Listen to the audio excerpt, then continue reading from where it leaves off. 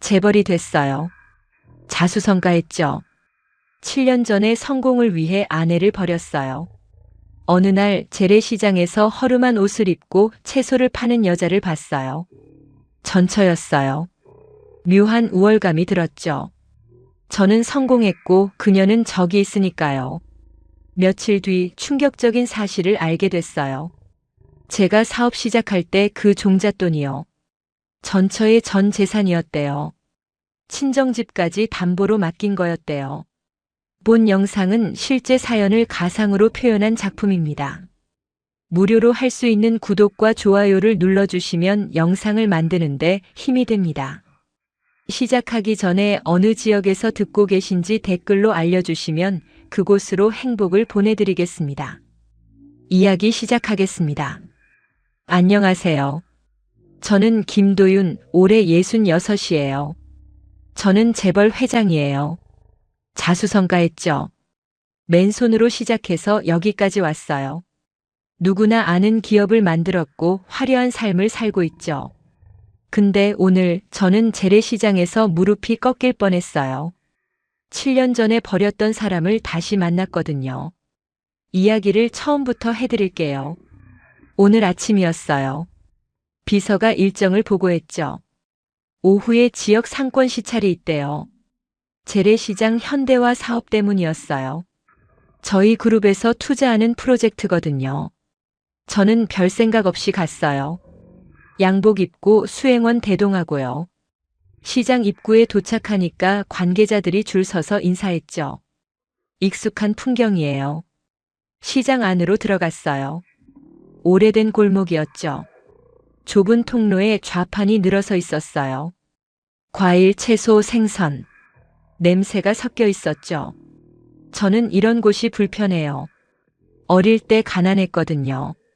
시장 냄새를 맡으면 그때 기억이 나요. 배고프고 춥고 서러웠던 기억이요. 그래서 빨리 끝내고 싶었어요. 형식적으로 둘러보고 나가려고 했죠. 그때였어요. 한 노점 앞을 지나가는데 여자가 보였어요. 허름한 앞치마를 두르고 채소를 정리하고 있었죠. 고개를 숙이고 있어서 얼굴이 안 보였어요. 뭔가 이상했어요. 발걸음이 멈췄죠. 이유를 모르겠었어요. 근데 그 여자한테서 눈을 뗄 수가 없었어요. 여자가 고개를 들었어요. 시간이 멈추는 것 같았어요. 선영이었어요. 이선영. 제 전처요. 7년 전에 이혼했어요. 제가 버렸죠. 성공하려면 그녀가 걸림돌이라고 생각했거든요. 선영이 저를 봤어요. 눈이 마주쳤죠.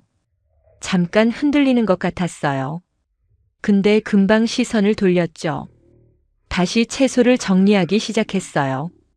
저는 그 자리에 서 있었어요. 움직일 수가 없었죠.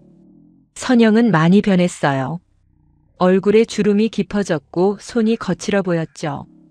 머리카락도 희끗희끗했어요. 7년 전에는 이렇지 않았거든요. 가슴이 묘하게 아팠어요. 근데 동시에 다른 생각도 들었죠. 저는 성공했고 그녀는 여기 있다는 생각이요. 이상한 우월감 같은 거였어요.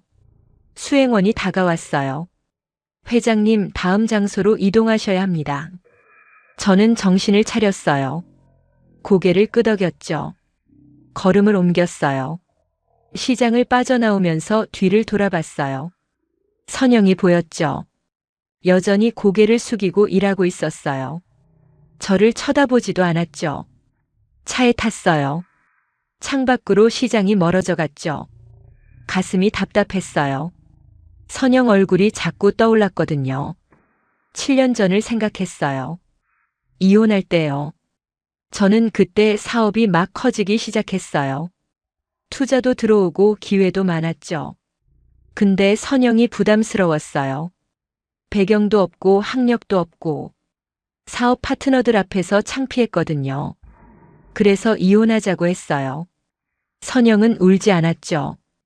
그냥 고개를 끄덕였어요. 당신은 꼭 성공해야 해요. 그게 선영이 마지막으로 한 말이었어요. 저는 그 말을 듣고 돌아섰죠. 뒤도 안 돌아봤어요. 그 후로 7년이 지났어요. 저는 재벌이 됐고 선영은 시장에서 채소를 팔고 있었죠. 사무실로 돌아왔어요. 회의가 있었는데 집중이 안 됐죠. 선영 얼굴이 자꾸 아른거렸거든요. 저녁이 됐어요. 집에 가지 않고 사무실에 앉아 있었죠. 위스키를 한 잔 따랐어요. 창밖을 봤어요. 서울 야경이 반짝였죠. 제가 이룬 거예요. 저 빌딩들 중 몇 개는 제 거예요. 근데 왜 이렇게 마음이 불편할까요? 선영이요. 그 여자가 왜 거기 있었을까요? 재혼은 안 했을까요? 무슨 일이 있었던 걸까요? 저는 전화기를 들었어요. 비서실에 연락했죠. 이선영이라는 사람 조사해줘. 내 전처야. 전화를 끊었어요. 왜 이러는지 저도 모르겠어요. 근데 알아야 할 것 같았어요. 그녀가 왜 거기 있는지요. 창밖을 다시 봤어요. 달이 떠 있었죠. 7년 전 제가 버렸던 사람이요. 오늘 다시 만났어요. 근데 이상해요.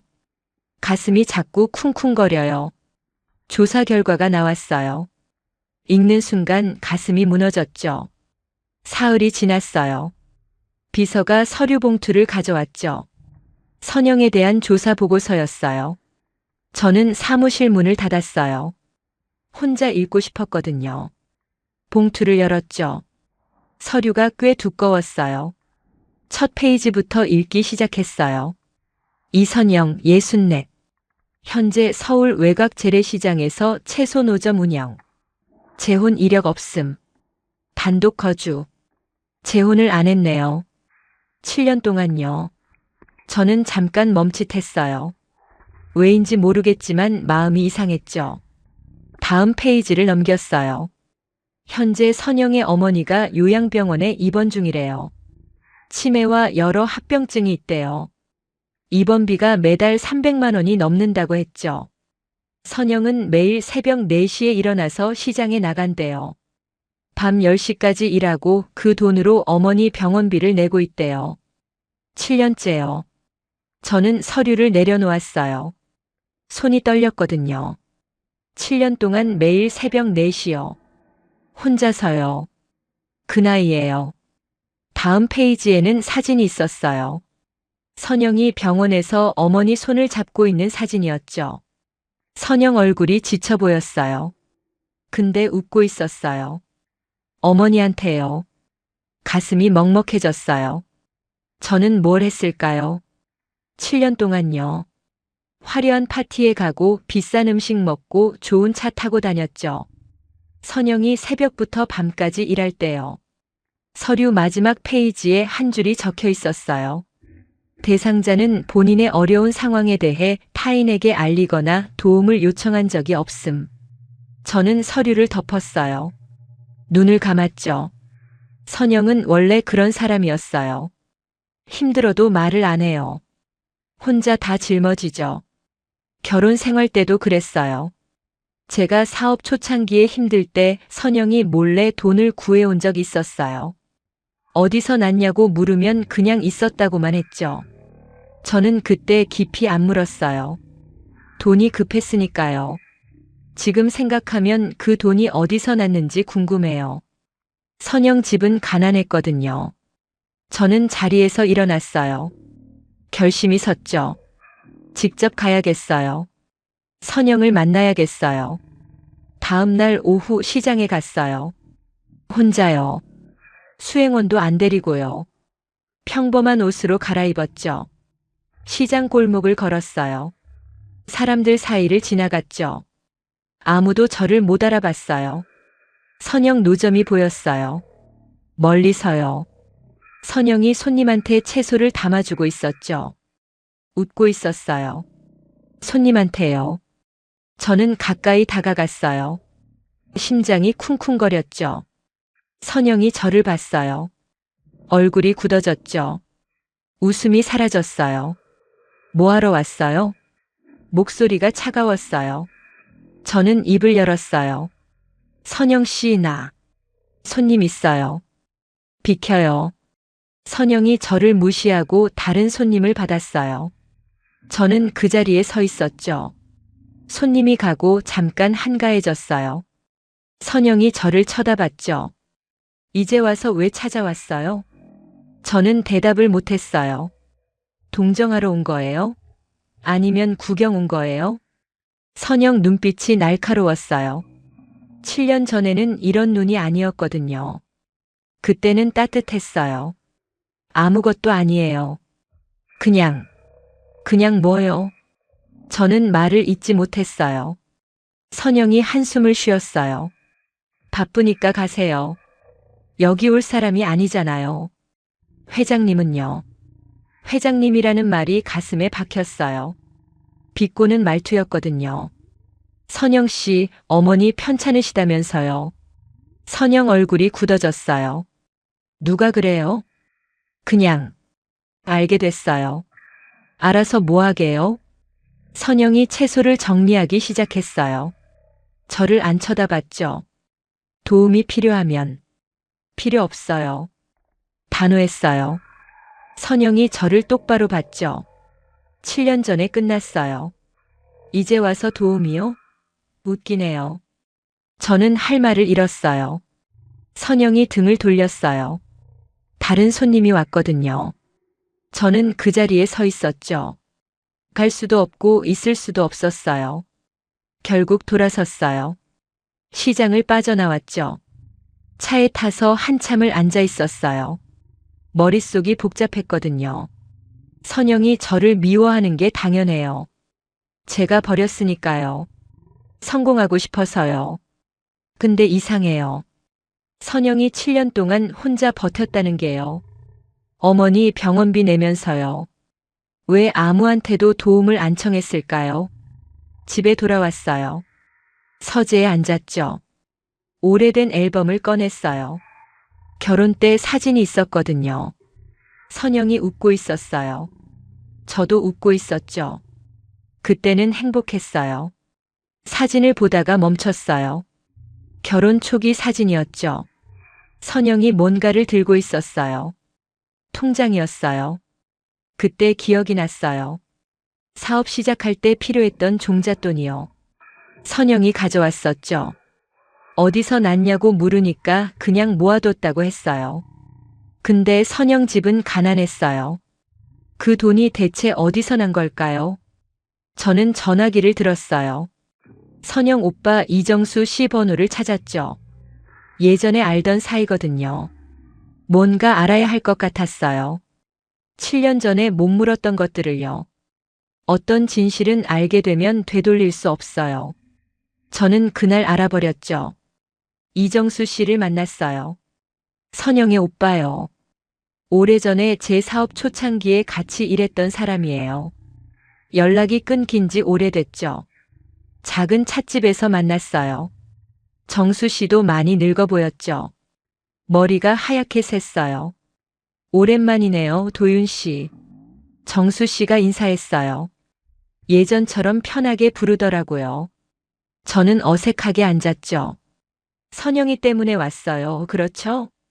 정수 씨가 먼저 물었어요. 저는 고개를 끄덕였죠. 시장에서 봤어요. 어머니 병원비 때문에 고생한다면서요. 정수 씨가 한숨을 쉬었어요. 그래요. 7년째요. 혼자 감당하고 있어요. 저는 물었어요. 왜 아무한테도 도움을 안 청했어요? 저한테라도. 정수 씨가 저를 쳐다봤어요. 눈빛이 복잡했죠. 도윤 씨, 선영이가 왜 그러는지 알아요? 저는 대답을 못했어요. 도윤 씨한테 빚진 거 없으니까요. 당당하게 살고 싶은 거예요. 빚진 거 없다고요? 저는 이해가 안 됐어요. 제가 버린 건데요. 제가 잘못한 건데요. 정수 씨가 천천히 입을 열었어요. 도윤 씨 사업 처음 시작할 때 기억해요? 종잣돈 필요했잖아요. 저는 고개를 끄덕였어요. 기억하죠. 5천만 원이 필요했어요. 그때는 큰 돈이었거든요. 그 돈 어디서 났는지 알아요? 저는 선영이 가져왔다고 대답하려고 했어요. 근데 정수 씨가 먼저 말했죠. 선영이 결혼 전에 모은 전 재산이었어요. 10년 넘게 모은 돈이요. 심장이 쿵 내려앉았어요. 그리고 그것만으로 부족해서요. 정수 씨가 말을 이었어요. 친정집을 담보로 맡겼어요. 우리 어머니 집이요. 저는 숨이 막혔어요. 선영이가 무릎 꿇고 빌었어요. 이 돈으로 남편 사업 시작하게 해달라고요. 꼭 성공할 거라고요. 정수 씨 목소리가 떨렸어요. 어머니는 평생 모은 집이었어요. 근데 선영이가 그렇게 빌으니까 내줬죠. 저는 아무 말도 못했어요. 손이 떨렸죠. 그 돈이요. 제가 사업 시작한 그 돈이요. 선영이 전 재산이었어요. 친정집까지 담보로 맡긴 거였어요. 저는 한 번도 몰랐어요. 선영이 말 안 했거든요. 그냥 모아뒀다고만 했죠. 그게 끝이 아니에요. 정수 씨가 말했어요. 사업 3년 차에 위기 왔었잖아요. 부도날 뻔했죠. 기억나요? 그때 정말 힘들었거든요. 근데 어디선가 돈이 들어와서 살았어요. 투자자라고 했죠. 그 돈도 선영이가 구한 거예요. 저는 눈이 커졌어요. 어떻게요? 선영이가 몰래 일했어요. 낮에는 집안일하고 밤에는 식당에서 설거지했죠. 3년 동안요. 그 돈 다 모아서 넣은 거예요. 저는 머리가 하얘졌어요. 3년 동안 밤마다 식당에서 일했다고요? 저는 몰랐어요. 선영이 피곤해 보이면 그냥 집안일 때문인 줄 알았거든요. 선영이는 단 한 번도 말 안 했어요. 도윤 씨한테요. 정수 씨가 저를 똑바로 봤어요. 왜냐면 자존심 상할까 봐요. 아내한테 돈 받는다고 기죽을까 봐요. 가슴이 찢어지는 것 같았어요. 이혼할 때요. 정수 씨 목소리가 낮아졌어요. 선영이가 재산 분할 안 했잖아요.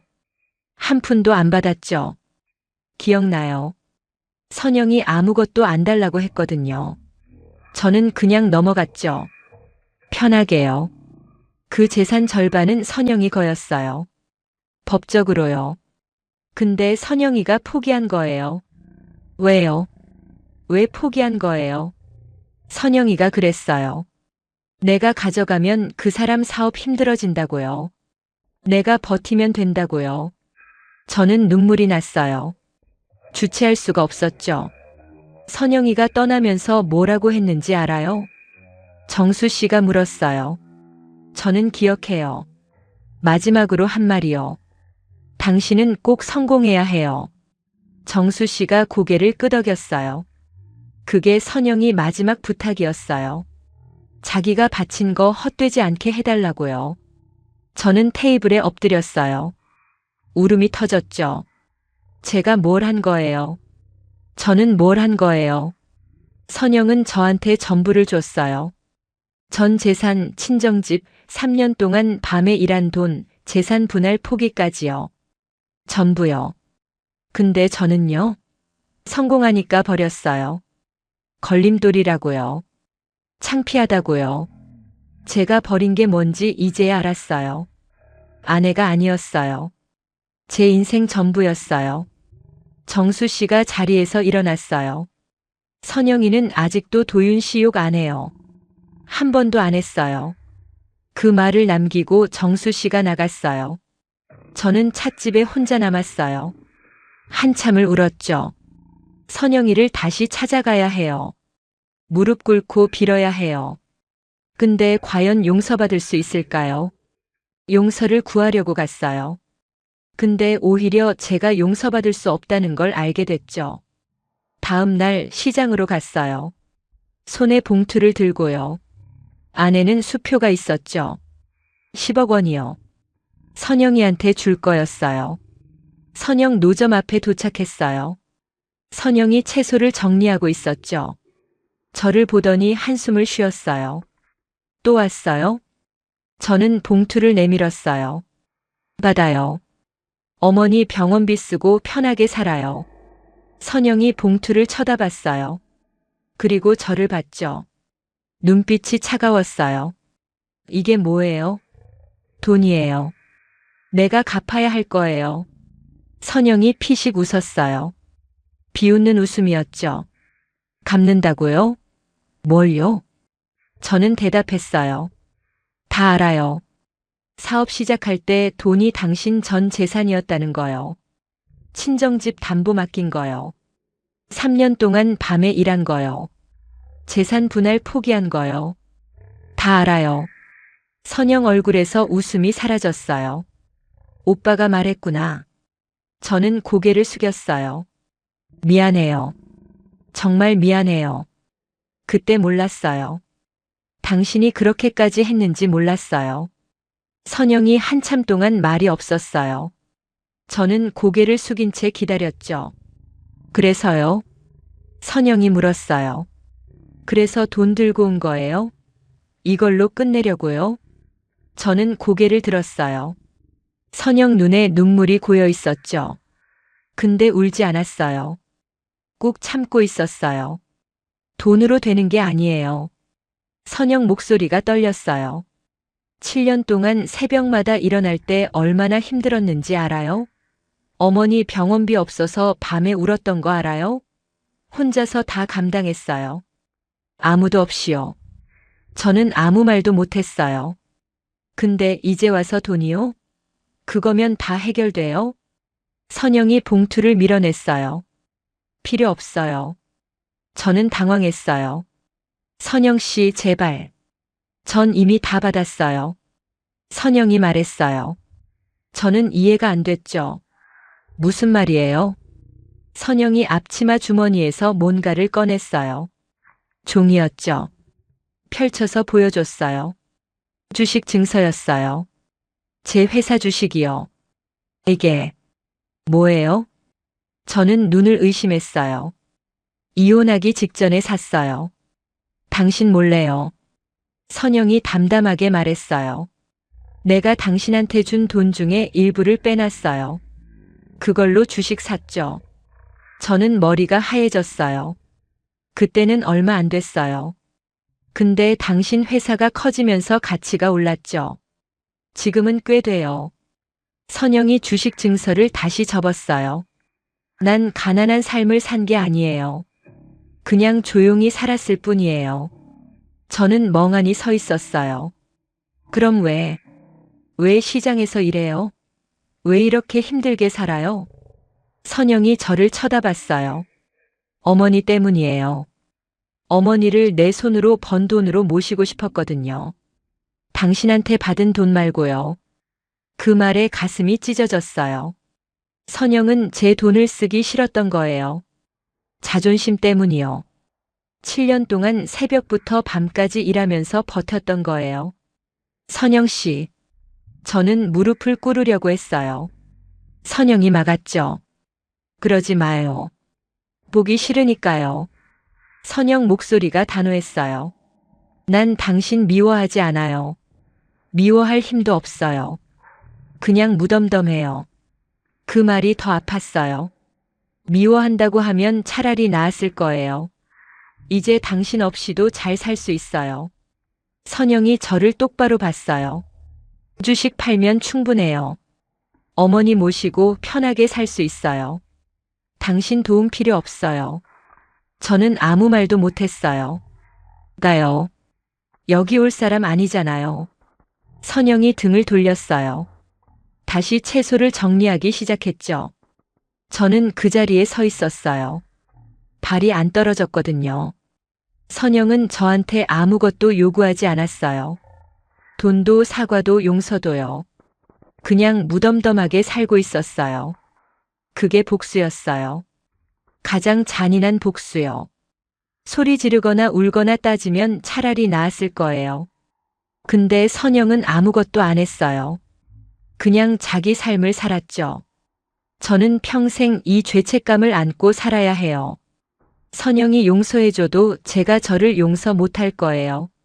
시장을 빠져나왔어요. 뒤를 돌아봤죠. 선영이 보였어요. 손님한테 채소를 담아주고 있었어요. 웃고 있었죠. 저한테는 한 번도 안 웃어줬는데요. 차에 탔어요. 운전대를 잡았죠. 근데 움직일 수가 없었어요. 눈물이 쏟아졌어요. 주체할 수가 없었죠. 제가 버린 건 아내가 아니었어요. 제 인생 전부였어요. 성공했다고 좋아했어요.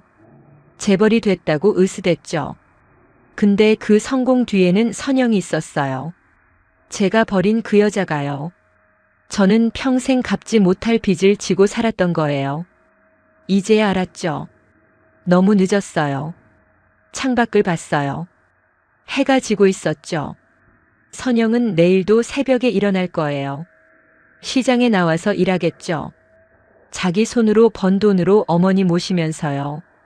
저는요, 화려한 집에서 혼자 술 마시겠죠. 이 죄책감 안고요. 누가 진짜 부자일까요? 누가 진짜 행복한 걸까요? 답은 알아요.